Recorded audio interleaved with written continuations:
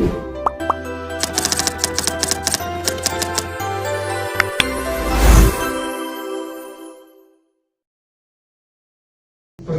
kami dari kelompok 4 ingin mempresentasikan tentang proyek diet dan nutrisi. Selamat menyaksikan. Selamat pagi Bapak Ibu, perkenalkan saya di sini kelompok Abida yang akan memaparkan materi dari Bapak Ibu. Adapun leaflet yang saya bagikan ini untuk dapat pahami dan mengerti jika materi yang di depan saya paparkan tidak dapat dipahami ya, dan boleh dipertanyakan. Saya yang tidak saja. Bapak Ibu, saya akan lanjutkan materinya ya. Diet nutrisi untuk gangguan pencernaan adalah pengaturan pola makan dan pemilihan jenis makanan yang disesuaikan dengan kondisi saluran pencernaan agar proses pencernaan menjadi lebih ringan, membantu mengurangi perubahan, serta memenuhi kebutuhan gizi tubuh. Diet ini biasanya diberikan pada pasien yang mengalami gangguan pada sistem pencernaan seperti mah, gastritis, diare, konstipasi, tipes, berat, radang usus, ataupun gangguan hormon lainnya. Tujuan diet nutrisi pada gangguan pencernaan yaitu yang pertama, mengurangi beban kerja saluran pencernaan, yang kedua, membantu proses penyembuhan organ pencernaan, yang ketiga, mengurangi gejala seperti mual, muntah, nyeri perut, kembung, diare atau sembelit. Yang keempat, memenuhi kebutuhan energi dan zat gizi pasien. Yang kelima, mencegah komplikasi akibat kekurangan nutrisi. Bapak Ibu, kita akan di sini mengenali gangguan pencernaan gastritis atau radang lambung. Peradangan pada dinding lambung akibat makan pedas, asam, alkohol, stres atau infeksi H. pylori. Gejalanya ditandai dengan nyeri ulu hati, mual, rasa kembung dan cepat kenyang. Yang kedua itu konstipasi atau sembelit, kesulitan buang air besar yang ditandai feses keras, kering, dan keluar tidak tuntas. Gejalanya biasanya BAB jarang, perut rasa kembung, dan tidak nyaman. Gangguan pencernaan dapat mengganggu aktivitas sehari-hari. Pola makan yang tepat membantu meredakan gejala, mempercepat pemulihan dan mencegah kekambuhan. Prinsip minum diet, yang pertama makan teratur 3 kali sehari, buah selingan. Yang kedua porsi kecil tapi sering. Yang ketiga kunyah makan sampai halus. Yang keempat minum air putih yang cukup 6-8 gelas per hari. Yang kelima pilih makanan bergizi dan seimbang. Yang keenam hindari makanan pemicu gejala.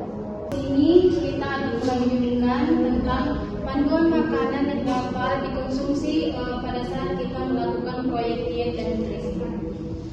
Yang di sini pertama untuk panduan makanan pada gastritis.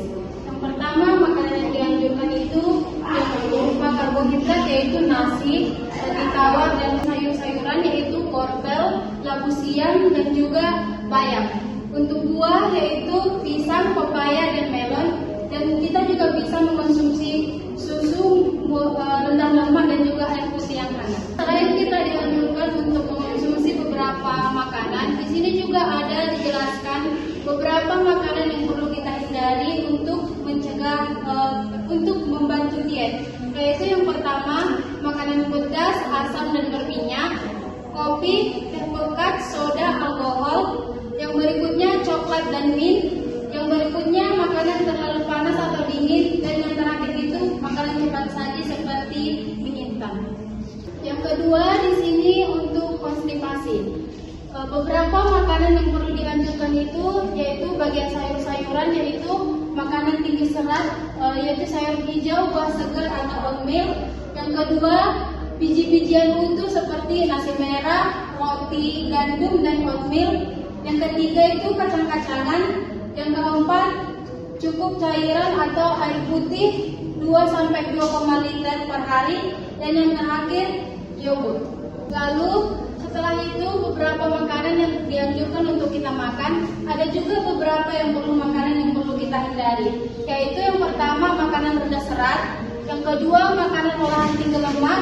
Yang ketiga keju yang berlebih. Yang keempat makanan cepat saji. Dan yang terakhir itu kurang minum air putih. Selanjutnya saya akan menjelaskan yaitu penjelasan ilmiah pemilihan makanan, yaitu gastritis makanan rendah lemak, tidak pedas, tidak mencegah asap dan tidak merangsang iritasi di lambung, membantu mengurangi produksi asam lambung sehingga keluhan berkurang.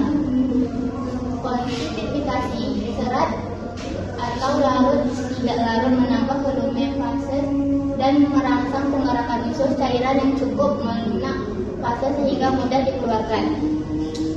Tips tambahan yaitu makan teratur, kunyah sampai halus, minum air cukup, aktivitas fisik teratur, dan kelola stres dan istirahat cukup. Ibu, saya akan melanjutkan penjelasan materinya mengenai contoh harian mie-plan gastritis 3-7 hari. Nah, pada pagi hari kita bisa mengonsumsi contoh menu seperti nasi, telur dadar, sayur, wortel, dan air hangat. Tujuannya yaitu untuk memudahkan dicerna lemak dan iritasi. Nah, contoh menu buah yang bisa diperlukan untuk dikonsumsi pada pagi hari itu seperti pisang ambon, pepaya. Tujuannya untuk supaya ada energi dan rendah asam. Nah, pada siang hari kita juga bisa mengonsumsi menu seperti nasi putih, ayam kukus, sayur, bayam, pepaya. Nah, tujuannya itu supaya protein dan serat untuk mudah pencernaan. Nah, pada sore hari bisa mengonsumsi selingan seperti puding susu, roti tawar, susu rendah lemak. Tujuannya supaya ada sumber energi dan menenangkan lambung. Dan contoh menu yang bisa dikonsumsi pada malam hari yaitu sup ayam, kentang, wortel, dan nasi putih. Tujuannya untuk mudah dicerna dan membantu pemulihan. Contoh menu harian, mie plan konstipasi 3-7 hari. Pagi, contoh menunya oatmeal, pisang, sisir, segelas air putih. Tujuannya serat larut dan cairan untuk melancarkan BAB.